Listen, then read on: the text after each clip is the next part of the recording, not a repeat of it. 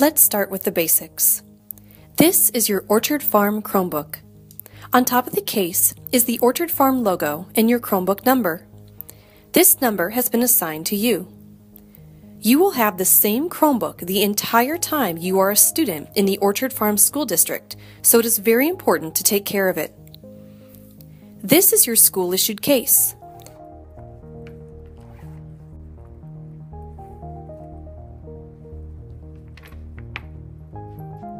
Your Chromebook can be strapped in or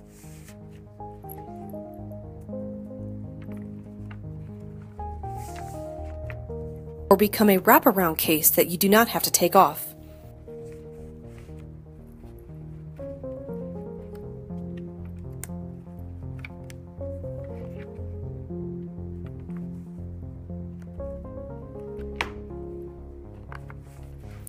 There is a pocket inside, but only put small, flat objects in here. If you put a bulky item, such as a charger, in the pocket, when the case is closed, it may put extra pressure on top of the Chromebook, possibly breaking the screen. Screens cost $60 to replace, so make sure not to do this. This case is not waterproof, but does have a water-resistant coating, so your device will be protected in the case, inside of your book bag, if there is possibility you will be walking in the rain or snow. Just like the Chromebook, your case will be the same the entire time you are a student, so treat it gently. Do not draw on the case, cut it, get the case wet and dirty, or pull on the zipper. The case costs $25 to replace. Let's get back to the Chromebook. Here is the power button. You simply press it to turn on your Chromebook.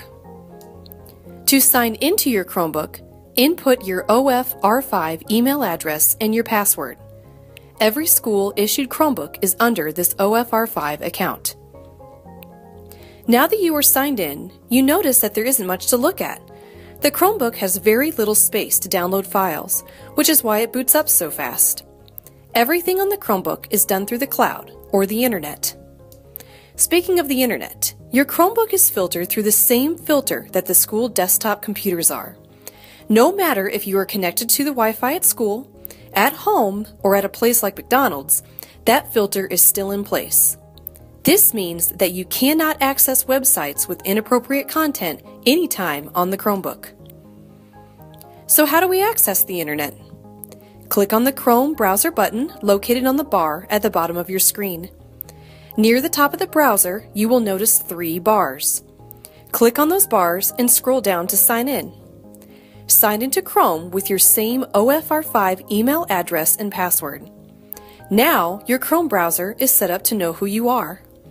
Whenever you add a bookmark to your bookmark bar or have apps through the Chrome store, you can go home on your personal computer, log into Chrome, and all of your bookmarks and apps will follow you. If you go up to the waffle and click on it, this is where you can access your Google Drive, Gmail, Calendar, and other applications. If your teacher has been or will be using Google Classroom, it can be found in the More category. Another area you can look for your apps are in the top left-hand corner. Certain apps have already been added, other apps are ready to be downloaded from the App Store, and another set of apps have been blocked. Let's look at the Chromebook keyboard. Near the top of the keyboard are your shortcut keys. This button takes you to the previous page in your browser history, and this one takes you to the next page. This reloads your current browser. This button enters your browser into immersive mode, which hides the tabs and launcher. The overview button shows all of your windows. The smaller sun decreases the brightness of your screen, while the large sun brightens. The volume buttons mute, decrease, or increase your sound. The magnifying glass allows you to search your apps and the web at the same time. Notice this is where the caps lock button would be. To turn on caps lock, press the Alt button and the search key. Let's move on to the touchpad. To move the pointer around your screen, simply just touch the pad with your finger.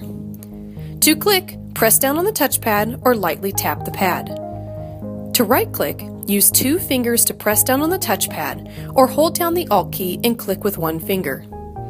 To scroll, lightly place 2 fingers on the touchpad and go down, up, right, or left to see different areas of your screen. To drag and drop an item, click and hold with 1 finger, move with the 2nd finger to the desired location, and release at the same time. There are several keyboard shortcuts you can benefit from. To access a full list of these shortcuts, press Ctrl, Alt, and the question mark. Last couple of things. Up here at the top of your screen is your camera. This area will light up if your camera is in use. Your Chromebook also has a built-in microphone. On the left side of the Chromebook is the power connector. There are 2 parts to your power cord, so make sure to keep them together at all times. Insert the charger into the power connector gently and remove carefully as well. You are required to have a fully charged Chromebook at school every day, so designate an outlet at your house for charging your Chromebook after school so it is ready for the following day. This is your HDMI connector for connecting to projectors or a TV. There are 2 USB 3.0 connectors for connecting a mouse, wireless mouse, or a jump drive, even though you won't really need a jump drive because you have your own Google account in the cloud. A wireless mouse is nice if you prefer to use that over the touchpad. Here is where you can plug in your headphones. On the right side of the Chromebook is an SD slot in case you have pictures on an SD card that you want to put in your drive or just have extra storage. That pretty much sums up the Chromebook. If you have questions about how to use Google Drive, there is a tutorial video on the Orchard Farm website under High School on the Chromebook page. Your teachers can also help you out. If you need directions on how to connect your Chromebook to your Wi-Fi at your home or at a facility that provides Wi-Fi, or if you just need to work offline while at home, go to this same page on the Orchard Farm website for directions.